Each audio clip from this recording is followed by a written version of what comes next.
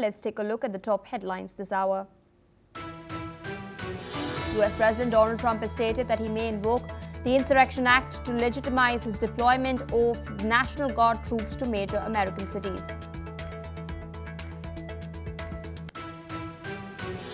US government shutdown continues for a 7th straight day as yet more bids to resolve the shutdown fail at the Senate. President Trump has stated that there will be layoffs if the shutdown is not resolved. After a successful first day of negotiations in Egypt's Sharm el-Sheikh, Israel and Hamas representatives will sit with mediators for a second round of talks today. Meanwhile, German Foreign Minister has stated that the ball is in Hamas's court and has demanded that the first phase of Trump's plan be implemented this week. Swedish activist Greta Thunberg has arrived in Greece and has slammed Western governments, stating that they failed to do their part in helping the people of Gaza. US House Minority Leader Hakeem Jeffries has stated that there is radio silence from the White House as the government shutdown continues. Memorials and vigils have been organized in Israel and across the world, marking 2 years since the deadly October 7th attack that kicked off hostilities between Hamas and Israel.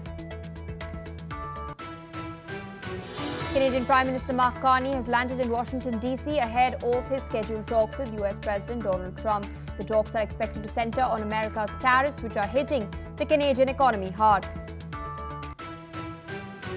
Venezuelan President Nicolas Maduro has stated that his administration has foiled a major false flag attack on the American embassy in Caracas.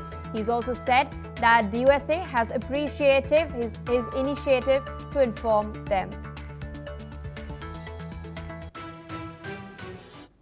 All right, viewers, those are the headlines and our top focus. Now, sources close to Hamas negotiators have stated that indirect talks with Israel in Egypt have been positive so far, as both sides are exploring ways to ease tensions in Gaza.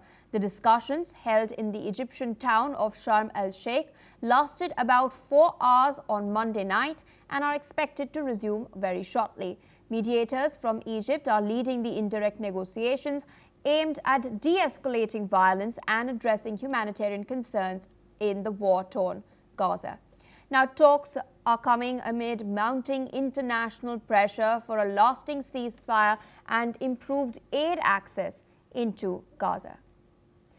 This is the latest. Meanwhile, Donald Trump too has responded, stating that he's expecting the talks to give way to the first phase of his plan to be implemented by the end of this week. Remember, the first round lasted for about 4 hours, and now sources are stating that up until this moment, the negotiations have been positive. Both sides are looking optimistic as they're exploring ways to ease tensions in Gaza. Of course, the exchange of hostages and prisoners is the first thing on the cards that both sides are looking at achieving.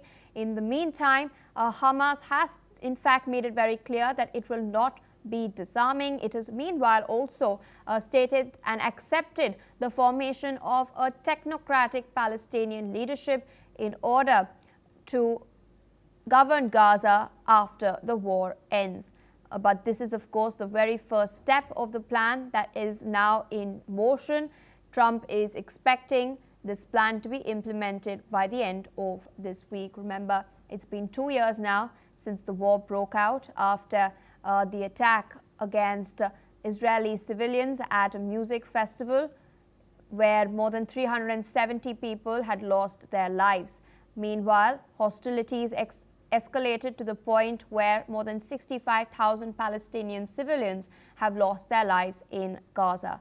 Now, sources are saying that indirect talks with Israel and Hamas in Egypt have been positive so far, as both sides are exploring ways to ease tensions to ensure that the hostage prisoner exchange deal that was outlined as a part of Trump's 20-point peace pact now comes into fruition.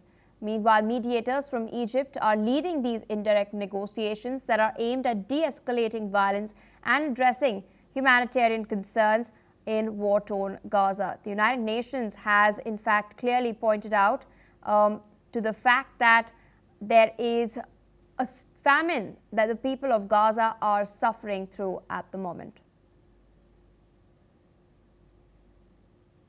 These talks come amid mounting international pressure for a lasting ceasefire and improved aid access into Gaza. This is the latest that we have been tracking. Meanwhile, we of course know that the activists aboard the global Sumud flotilla who are detained by the Israeli military, they've been deported, and many of them have now come out and alleged mistreatment that has taken place against them while in Israeli custody. In fact, a Brazilian professor, Nicolas Calabres, had described the Israeli Navy's boarding as violent, with armed soldiers seizing humanitarian supplies meant for Gaza, including water and baby food. There are also several European lawmakers who have backed these accusations and stated that Israel violated international law because of their blockade in international waters and detaining of these activists. But in the meantime, on the ground in Egypt, we're learning that sources are saying that indirect talks between Hamas and Israel have been positive so far. With us on the broadcast is Mr. Ali Mohammed Abushbak, independent Palestinian researcher, joining us from Cairo. Thank you so much for taking out time once again and speaking to us on NewsX World. Now, there's a tone and tenor that has been struck according to sources who have revealed that the talks so far have been positive. There's an optimistic tone that has been struck. What, in your assessment, is going to take place in the second round of negotiations that are going to commence very, very soon? Thank you for having me. This is a good news that the atmosphere, it was a positive between the Hamas delegation, and they are showing their flexibility with regard the plan, and they are going to release the whole captive from Gaza. But also there is a news about they need some time to release the remaining body of the Israelis hostages, and asking for a ceasefire, especially Donald Trump, the day when Hamas accept the deal, ask for immediate ceasefire or hold the Israelis bombardment in Gaza. But up to now, there is on the ground, the situation is incredible. Today morning, it was a heavy clashes between Hamas and Israel's IDF in Khan Yunis, and there is a news reported about one Israeli soldier have been killed during this confrontation and fighting. Also, we heard today morning there is a missile fired from Gaza into the Israel. So on the ground, the situation is not positive as what we are thinking about the politician. I mean, there is a two atmosphere, politician and military. So in politician, it's atmosphere, it's positive, and they are going to release the hostages. After this, they are going to negotiate about lying down Hamas weapon and disarming Hamas, and which they consider as a huge and toughest plan or phase of the negotiation. That according to several of experts, they are not optimistic about this point. Even Benjamin Netanyahu is not optimistic. Hamas is not going to lie down its weapon easily. But here also Hamas show its willingness to reach out to a peace or a ceasefire or a long term of truce between Israel and Gaza by releasing the whole captive on one way. And they are needing just only about guarantee to to confirm that Israel committed to its term in this with this regard negotiation. The thing is, today night, maybe the Israel, according to reports, the Israeli delegation, they are going to visit Cairo to discuss about the Israelis withdraw from Gaza, which consider one of the huge also, issue between the negotiation. In negotiation between Hamas and Israel, because we have seen several of map about the Israelis withdrawing from Gaza, but while Hamas is, ultimately Hamas shown its flexibility with this regard the peace or the deal. We are hoping that, despite also I'm not optimistic that much, because the Israelis, Benjamin Netanyahu, statement, he said Hamas will not accept any deal except under the pressure, military pressure. So that's refer to that Benjamin Netanyahu is not going to hold the war in Gaza or stop the military operation in Gaza, either Gaza City or Strip generally. But on the ground, as I mentioned, there is a still clashes, there is a still fighting on the ground. Israeli bombardment is continuous. This is in the military atmosphere, aspect, and in politician aspect here in Cairo and Egypt. That the positive atmosphere is showing that how much they are Hamas serious about about this deal. Hopefully, coming day, it will reveal that Israel also ready to stop the war or stop the militant operation in Gaza. We hope that, and also we hope that Israel is, according to, in the first phase of this negotiation, when the Hamas is going to release the hostages, Israel is going to increase the humanitarian aid to enter to Gaza, and we hope this will happen very soon and end the crisis of food and of a humanitarian situation on the ground. But for me, I'm not that much optimist about these things, but we are just only have a hope. All right, so I request you to stay on with us. We're tracking more news from the Middle East. We're now learning that 9 more United Nations personnel have been detained by Yemen's Houthi authorities, bringing the total number of arbitrarily held UN staff to 53 since 2021. This is the largest act of aggression against UN officials since the Houthis raided UN premises in Sana'a in August and detained at least 18 UN staff following an Israeli strike that killed the Prime Minister of the Houthi-run government and several other senior ministers. Now, Houthi officials have stated that the UN personnel's legal immunities should not shield espionage activities. They've accused the organization of bias and has condemned what they call legal measures against spy cells while failing to denounce the Israeli attack. Now, UN Secretary-General Antonio Guterres has strongly condemned the arbitrary detentions, calling for the release of all those who have been detained. Still with us on the broadcast is Mr. Ali Mohammed Abushbak. As I mentioned earlier, this is not the first time that the Houthis have detained United Nations personnel. There have been 53 such UN staff that have been detained since 2021. Earlier in August, in fact, the office was stormed in Sana'a and Hodeidah as well. What do you think are the implications of this, especially on peace efforts in Yemen? First of all, this action is not acceptable either in Yemen or in any area in this world, especially also in Middle East. This is violating the human rights act. Work, and they are limited the United Nations action or active on the ground. United Nations is not going to spy, and it has no spy action on the ground. It's a it's a neutral between the conflict area. In conflict area, it's not taking part with one side or other side. Here, Houthi, it's not worth mentioning that Houthi is not a government, despite that it's not recognized by Arab area or by also international community. It's considered as a militia and backed by Iran and has their own ideology. So the thing is also here, escalated the situation. Houthi is not acting with a principle and with a social responsibility with regard to detaining the united function in Sana'a. This is not acceptable, and that's will limited the role of United Nations for development the community in Yemen. Especially, we are talking about how much Yemen suffering from the economic crisis and about the power crisis. There is a several of case in Yemen, so that's limited their action on the ground. Houthi should be accept the fact that United Nations is neutral in conflict and should enhance their role. But also here we consider that Houthi taking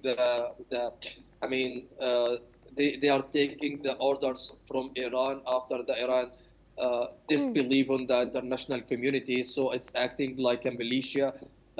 This also their action or their aggression. They become more aggressive after the Israelis bombardment and killed their prime minister in during the confrontation and during the escalation of violence with Israel. Hope these things will not happen again. And I guess Houthi will understand and realize the role of United Nations in Yemen, especially they are neutral bodies, and they are also developing the community, helping the community for development and for education, for several things that Yemen need some people to, some organization to support them and help them. But as I mentioned, Houthi is not acting like a government or a state with a diplomatic responsibility. It's acting like a militia, and this is unfortunate. We hope this Yemen case will solve very soon, but there is no atmosphere for solving the issue in Yemen, and there is no prospect to reach out to a solution in Yemen. Indeed, and at the same time, we're seeing tensions between the Houthis and Israel also escalating. We've witnessed a series of missile attacks by either side, drone strikes by either side escalating over the last couple of months. Now, if this persists, could this then complicate broader regional peace efforts in the Middle East at large?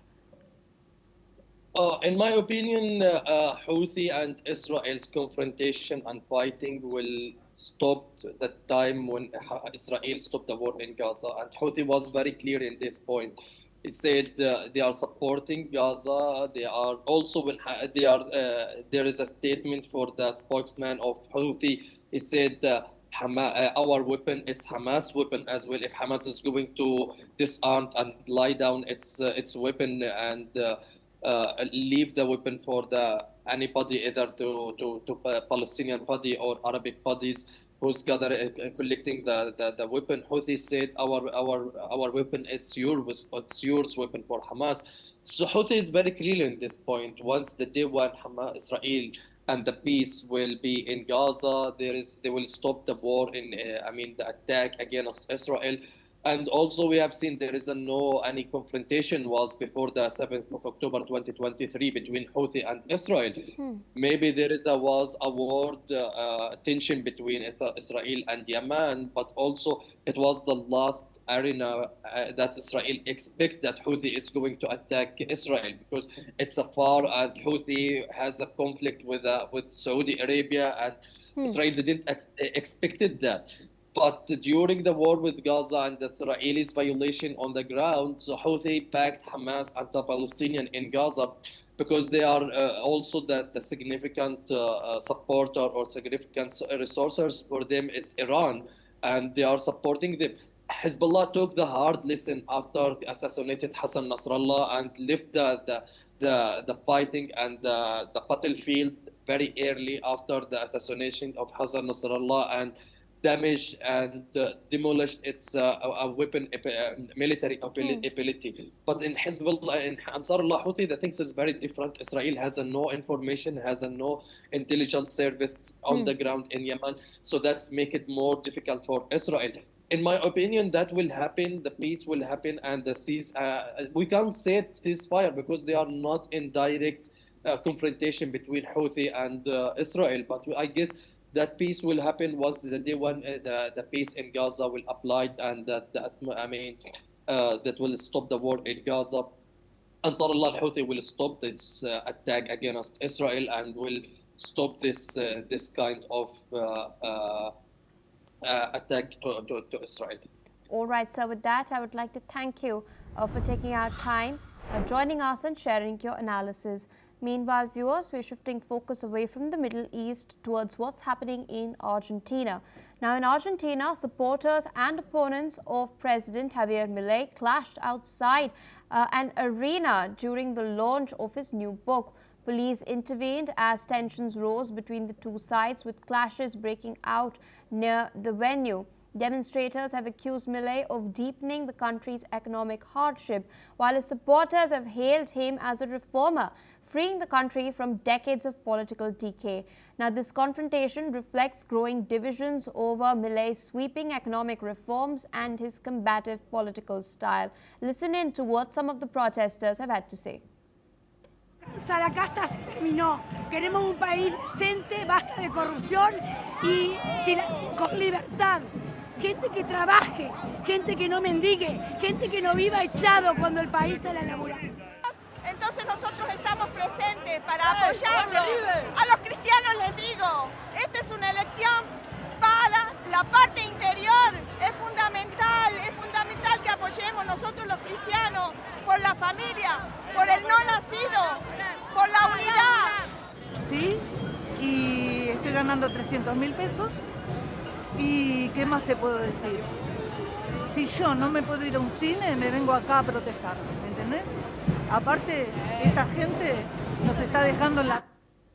Shifting focus to Southeast Asia, torrential rains triggered by Typhoon Matmo flooded parts of Hanoi, the latest series of deluges that have inundated the Vietnamese capital over the past month, as a run of storms has swept across the country's northern regions. A heavy downpour flooded major roads, leaving motorbikes and cars stranded and forcing residents to wade through calf-deep water. Inner city districts have been particularly affected, with drainage struggling to handle the volume of rain. Several schools in the Vietnamese capital closed or shifted online. Meanwhile, several flights from and to Noi Bai International Airport have been delayed or rescheduled. So now some locals have reacted to the situation. Let's listen in to what they had to say. Gần như các trường học đã chủ động sáng sớm đã thông báo cho phụ huynh là cho con ở nhà học trực tuyến. Còn lại các công ty thì đa phần đều thông báo cho người lao động ngay trong đêm qua hoặc là sáng sớm nay cho người lao động làm online ở nhà. Cứ trận mưa to là ngập thôi. Như hôm nay là trận mưa là to nhất đấy, ngập nhất đấy. Bởi vì mọi hôm ấy, nước nó chỉ đến bậc 2 thôi này, mà hôm nay nước nó gần đến mép nhà trên. Nói trận mưa kinh khủng, may nó mưa ngắn đấy. Nhưng mà mưa thêm tầm này chắc là ngập hết Mỹ Đình rồi. Alright viewers, you've heard what some of the residents of Hanoi have had to say. They're standing in calf deep in waters that have now flooded their streets. These rains have been triggered by Typhoon Matmo. They've flooded parts of Hanoi, and this is the latest in a series of deluges that have inundated the Vietnamese capital over the past month. We've seen a run of storms sweep across the country's northern regions. With us on the broadcast is Desmond Majikudunmi, environmentalist joining us from Lagos in Nigeria. Thank you so much for taking our time and speaking to us on NewsX World. Interestingly, Typhoon Matmo is the 21st storm in the 2025 Pacific typhoon season. We've earlier seen Boaloy and Ragasa also wreak havoc in Southeast Asia. In your assessment, the fact that this is the 21st such storm, severe cyclonic storm, is this an alarming signal? This is indeed an extremely alarming signal because it's gone way over the expected average of typhoons in this region. And not only that, these are particularly vigorous, they're strong typhoons. And it's not over. The season is still well into it's just reaching its peak. So there's more to come. Very alarming. It's a signal that global warming is activating processes that were anticipated many, many years ago because of the extra invigoration to the heat in the atmosphere, the invigoration that it causes. This is just a classic symptom. It's a wake-up call from Mother Nature that, we need to stop making it worse. We were warned decades ago that this would happen. And what has actually happened is that it's occurring earlier than anticipated by the scientists. So we got to do the right thing with nature, respect nature, love nature, and she'll love us back. But you hit your Mother Nature, she's going to hit you right back. It's the law of karma. Indeed, as you put it, it is a wake-up call for people across the world, and Considering this, what in your assessment should then governments do? How must the world come together in order to combat this changing climate that is now wreaking havoc, destroying lives? In fact, what must be done to mitigate what we're seeing? This is an excellent question and observation. The reality is that we are pouring far too much quantity of what they call heat-trapping gases. This is part of the system that makes this particular planet Earth the only livable one we've been able to observe in millions of planets around, because it has a warm but average temperature, cold in some areas, hot in other areas. But we're pumping this pollution into the atmosphere. So we must reduce the pollution instead of increase it. And the irony is, 10 years ago, the whole world got together. They get together every year and they signed a treaty that we're going to reduce the pollution. Till today, it has never been so high. So we need to do that. We need to come together, and wonderful organizations like yours that are linking up the world with this vital information are playing a very, very important role. We're on the edge of triggering off catastrophic, irreversible consequences. We haven't reached there yet, and by the grace of the Almighty, we will not reach there, because we'll do the right thing, protect nature, stop the pollution, plant hundreds and hundreds of millions of trees to absorb the pollution that's already there, and will indeed make this world a better place. All right, sir. With that, I would like to thank you for taking out time and speaking to us on NewsX World. Meanwhile, viewers, we're tracking more developments, this time from Indonesia. The search for victims of last week's school collapse in eastern Java, Sidoarjo, has now ended, with the death toll rising to 67. The multi-story Islamic boarding school in Java collapsed on 29 September as more than 170 students gathered for afternoon prayers. The head of the National Search and Rescue Agency, Mohammad Sayafi, confirmed that the search and rescue operation has concluded. Of the 171 students involved, 67 have tragically lost their lives. Meanwhile, 104 have survived. Up until now, only 17 bodies have been identified.